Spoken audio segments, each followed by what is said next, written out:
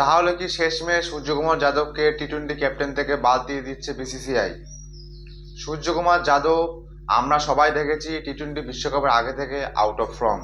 টি-20 বিশ্বকাপ আর তার পাশাপাশি আইপিএলও কিন্তু আউট অফ ফর্ম ছিল সূর্যকুমার যাদব। তখনই আমরা সবাই ধারণা করতে পেরেছিলাম যে সূর্যকুমারের হয়তো ক্যাপ্টেন্সিও চলে যাবে, টি-20 দল থেকে হয়তো বাদ পড়বে। ঠিক তেমনটাই হচ্ছে।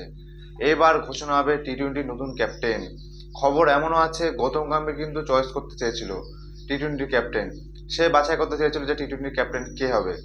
আর গৌতম গম্ভীর মানে তো আমরা সবাই বুঝতেই পারছি শুভমান গিলকেই করবে।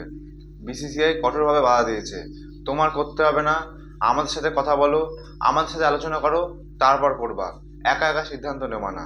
এই কথাটা শোনার পর গৌতম গম্ভীর পুরো রেগে গেছে। এমনি তো জানেন গৌতম গম্ভীর কেমন মানুষ।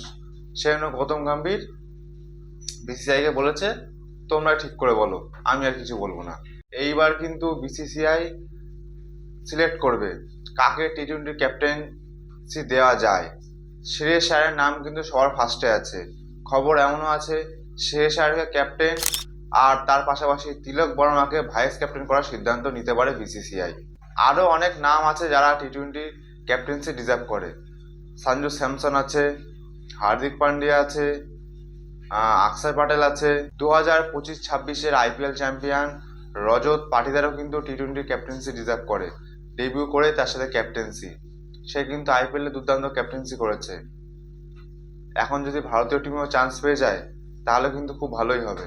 এইবার এটাই দেখার বিষয় বিসিসিআই কাকে নতুন টি-20 ক্যাপ্টেন করছে, সেটাই এখন দেখার বিষয়। আপনি কাকে টি-20 ক্যাপ্টেন হিসাবে নতুন দেখতে চান যে কমেন্টে অবশ্যই জানাবেন।